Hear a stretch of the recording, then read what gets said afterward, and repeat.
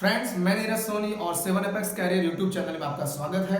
और आज से हम स्टार्ट करने वाले हैं एक नया चैप्टर जो है ऑर्डिनरी डिफरेंशियल इक्वेशन।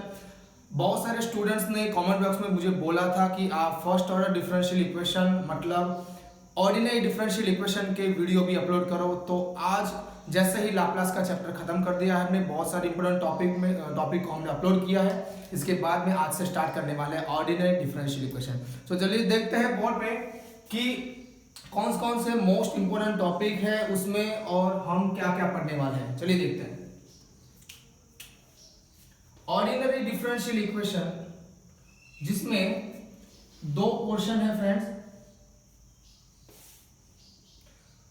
मतलब ऐसा बोल सकते हैं एक ही चैप्टर में दो चैप्टर हम पढ़ने वाले हैं, हालांकि एक ही टॉपिक है। वो एक का नाम है first order differential equation, first order differential equation.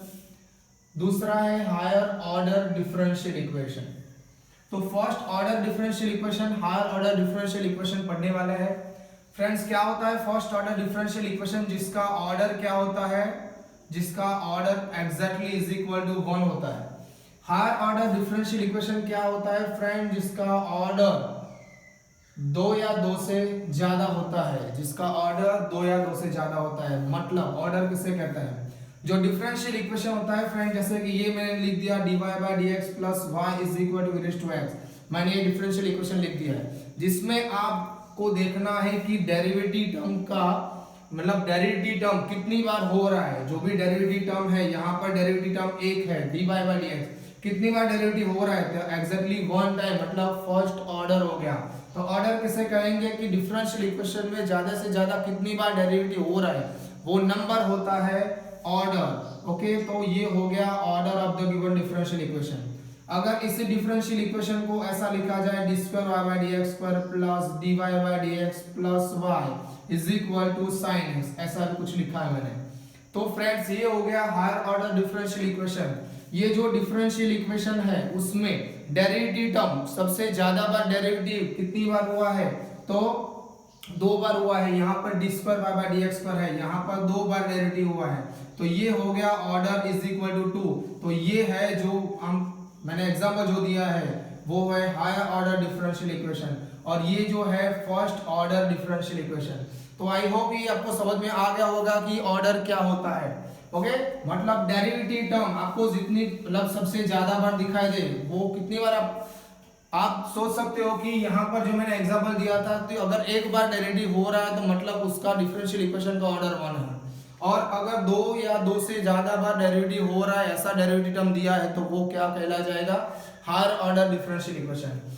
अच्छे से समझने के लिए अब यहाँ पर मैं लिख देता हूँ कि डिफरेंशियल इक्वेशन में ऐसे टर्म आएंगे d y by d x, या फिर dy लिखा हो, या फिर dx लिखा हो, या फिर y' लिखा हो, या फिर कैपिटल dy लिखा हो। फ्रेंड्स, कैपिटल D का मीनिंग क्या होता है? Capital D is equal to d by d x. Okay, इसी तरह से ऐसे यहाँ पर लिख सकता है कि d cube y by d x cube, d square y by d x square, y double dash capital D square y। तो ये सारे जो टर्म है वो मैंने बताया कि हायर ऑर्डर डिफरेंशियल इक्वेशन में इस टाइप के टर्म आएंगे। आपको पता चलेगा कि 2 बार या 2 से ज्यादा बार डेरिवेटिव हो रहा है तो वो हायर ऑर्डर है, और एग्जैक्टली फर्स्ट टाइम डेरिवेटिव हो रहा है तो फर्स्ट ऑर्डर डिफरेंशियल इक्वेशन है। ये आपको एग्जाम में एग्जाम्पल पहचानने के लिए मैंने बताया। अभी हम क्या करने वाले हैं, तो हम फर्स्ट ऑर्डर में क्या पढ़ने वाले हैं वो मैं बता रहा हूं आपको। फर्स्ट ऑर्डर में 4 टाइप के फर्स्ट ऑर्डर डिफरेंशियल इक्वेशन है। उसमें पहला जो है separation of variable, separation of variable method.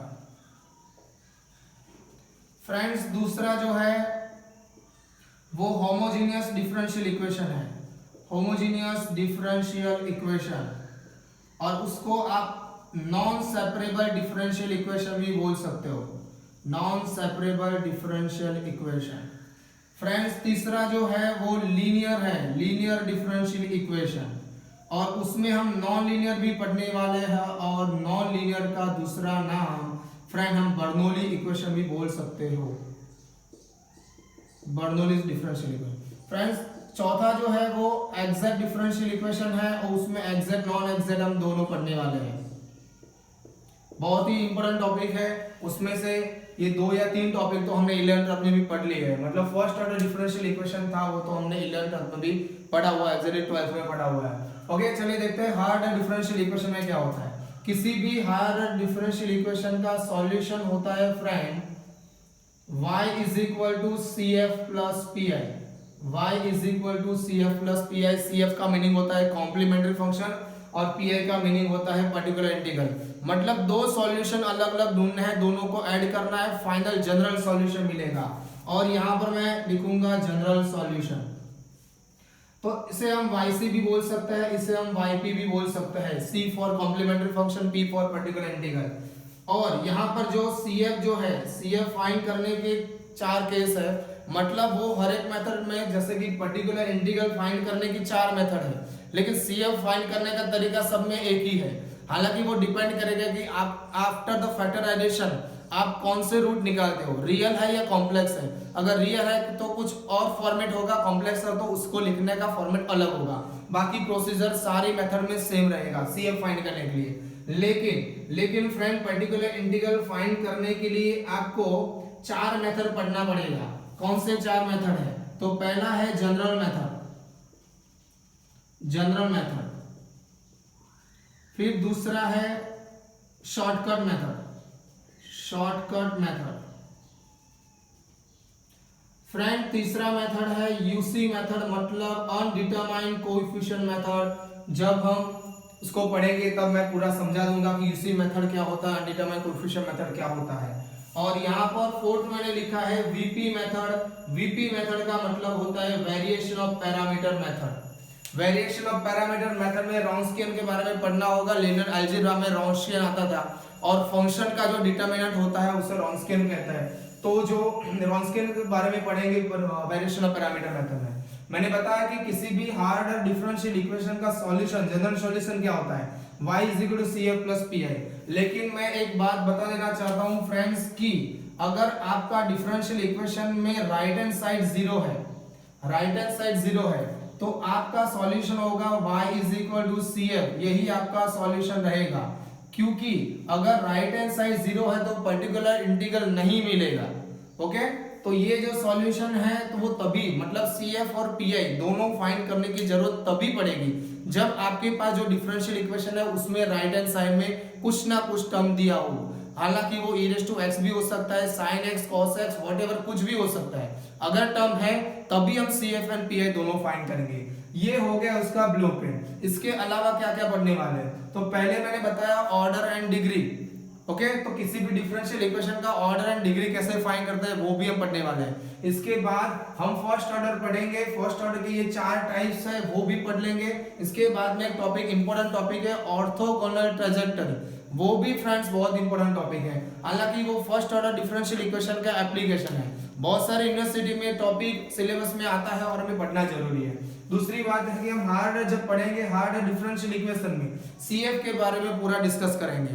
और CF के बारे में डिस्कशन करने के लिए आपको फैक्टराइजेशन क्या होता है और फैक्टर कैसे निकालना है वो भी आपको, जो बेसिक वो अगर आपको आता होगा तो आपको CF फाइंड करने में कोई परेशानी नहीं होगी।